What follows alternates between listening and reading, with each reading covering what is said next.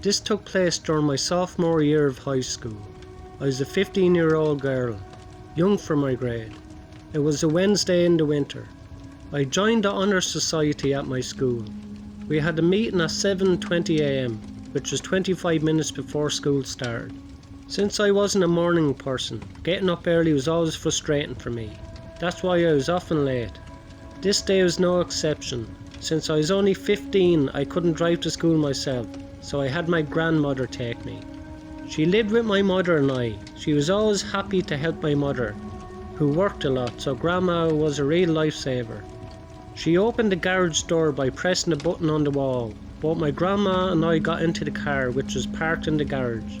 After we closed the car doors, she pulled out into the driveway.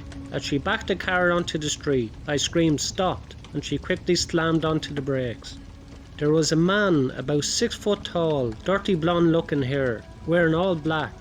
He was illuminated by the headlights, since it was in winter, when the mornings were pitch black. I noticed something in his hand, being the observant person that I am. I thought I saw a black handle. The man didn't look at us. He didn't explain himself or wave a hand to say sorry. He just stopped in front of our lights for about 3 seconds before continuing to walk through our yard towards our neighbour's house.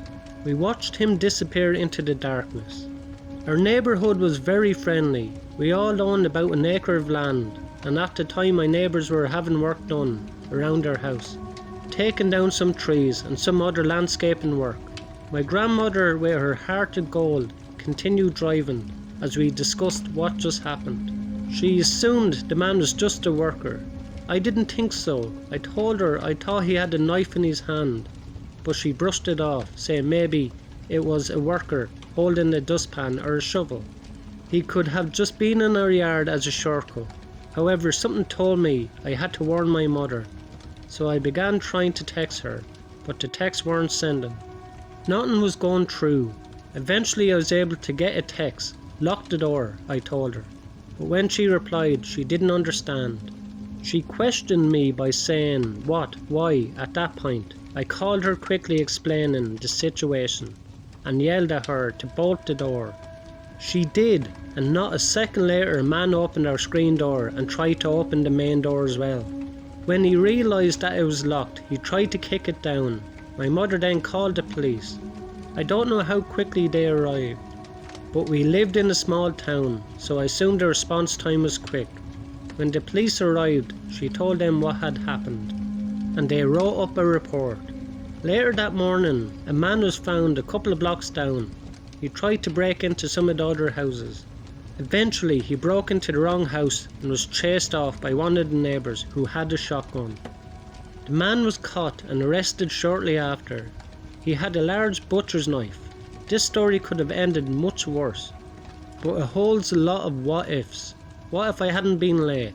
What if I hadn't gotten hold of my mother? And the biggest one of all, what if I wasn't with my grandmother and she tried to talk to him? I'm now a junior in high school and it's been about a year, but the effects of this encounter are still haunting me. I'm afraid to be alone. I will double or even triple check blocks and listen intently to the sounds of my house. When I'm trying to sleep, if I hear something, I'll try to check it out. He's made me paranoid.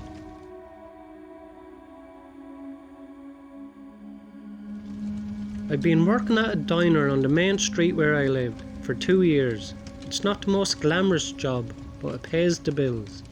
I like the atmosphere. It's a cosy, old-fashioned diner with red vinyl booths and a jukebox that plays 50s music. Most of the customers are regulars who come in for breakfast or lunch. I've gotten to know many of them pretty well, but there's one customer who really creeps me out. He's a middle-aged man who comes in by himself and always sits at the counter. He wears a leather jacket and ripped jeans pretty much every day. He doesn't say much, but he always stares at me with a really weird intensity. I try to avoid him as much as possible, but sometimes he'll ask me for something and I have to approach him. I didn't think much of him at first. I've dealt with a fair share of creepy guys in my life. Things were normal for a while. It was really just a bad feeling. In fact, I thought I was being too judgmental at first. But one night I saw his car drive by my house, late. It was a beaten up old sedan. I can't remember the actual model. I still lived with my parents at the time, so at least I had them. There I was, sitting in the living room, watching TV, and I saw a car crawl by my house at snail's speed. Sometimes it would circle around and come back. It was like he was watching me. It became impossible to ignore. My mom and dad noticed it too. One night I was getting ready for bed when I heard a car pull into our driveway. I looked out the window and it was the one from before. What was he doing here? I ran over to my parents' room. I found my dad and told him what was going on. He went outside to confront the guy while I called the police. I watched from my window as my dad walked up to the man's car. The man rolled down his window. I could hear him shouting at my dad. I couldn't make out exactly what he was saying, but it was something about how I was leading him on. My dad kept his cool though. He didn't raise his voice or get aggressive. He just calmly asked the man to leave and never come back. That's when things took a turn for the worse. The man suddenly hit the gas pedal and tried to run over my dad with his car. My heart nearly stopped. I thought my dad was going to get ran over right in front of me. But somehow he managed to get out of the way at the last second. The car slammed into our house. One of the car's headlights smashed and left a trail of broken glass as he backed out. The man sped off down the street. My dad was standing there in disbelief. Police arrived a few minutes later. We talked to them for a while and then we showed them the security footage from our cameras. It was all there, the man's car driving by our house, pulling into the driveway and then trying to run my dad over. They were able to track him down and arrest him that night. It turned out that the man had been stalking me for weeks. He had followed me home from work a few times and had gone through our trash. He had a history of violent behaviour and had been in and out of jail for years.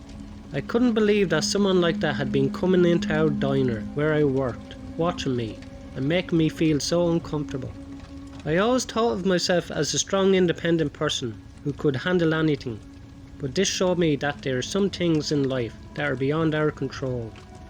The man was eventually sentenced to prison for what he did to me and my family. I never saw him again, but the memory of what happened stayed with me for a long time. It wasn't easy, but eventually I found a job at a bookstore in a neighbouring town. It was a quieter job, with less interaction with strangers. I felt safe there, and it helped me heal from the trauma of what had happened before.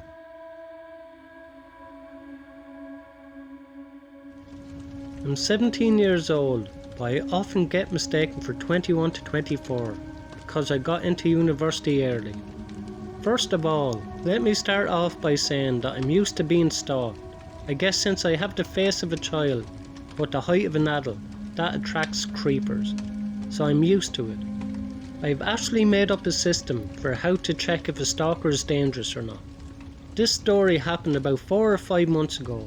I was a student at a university in Marbella, Spain at the time. I'm the kind of person who likes to get to class before everyone else. One day I was walking to the university, early in the morning. There weren't any sidewalks, so the students had to walk on the side, if not in the middle of the road. I was listening to music, but I still heard the sound of a car creeping up behind me. I thought it just wanted to get by, so I moved. To the side, I pulled my earbuds out just for a safety measure and looked at the driver. He was almost leaning out the window, entirely staring at me creepily. His eyes looked as if they were about to pop out of his face. They were the eyes of someone who does a whole lot of drugs. Being a little startled by this, I pretended to walk on, as if nothing was wrong. Occasionally glancing at him, I had seen him around before.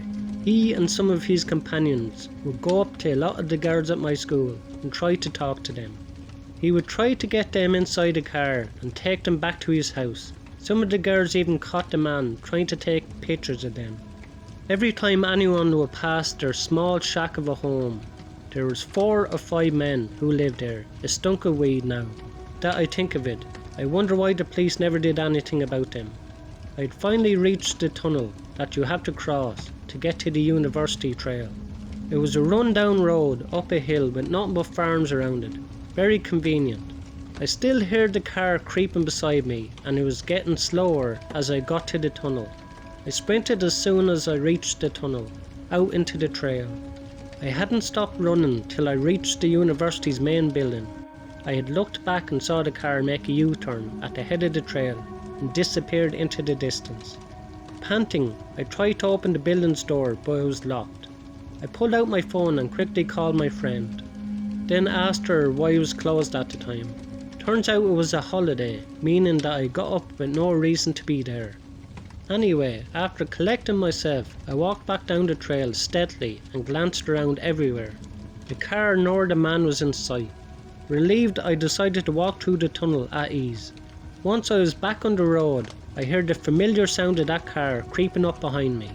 I took a quick glance over my shoulder and I could see that it was the same creeper guy, still staring at me, with half his body sticking out the window. Thinking quickly, I remembered that it was a small fence up ahead that I could jump over, and then it would land me right into the forest. A forest with lots of cover that I know like the back of my hand. I jogged up to the fence and leaned against it, facing the road and the car. Then I pulled out my phone and pretended to text someone, but I was actually filming the guy's reaction. The man's car almost came to a halt. I was ready to defend myself if it was needed. The man seemed as if he was about to open his door when another car came up behind him. This car seemed to be perfectly normal. In fact, the driver wasn't too happy about my stalker's car driving so slowly. More and more cars began piling up behind Mr. Creeper, forcing him to move on down the road. I watched him, a smirk on his face turned into a look of anger, the kind of face a baby would make. I noticed a lot of stalkers make that face when they fail. I watched him and he watched me, until he looked away, having to see where he was driving off to. I waited until he turned around the corner, knowing that he might make a U-turn again. Then I sprinted back to the apartment, double checking if I was still being watched, before I went in. I did see that guy again on a couple of occasions. He and his buddies tried to talk to me, even tried to touch my arm as I walked around.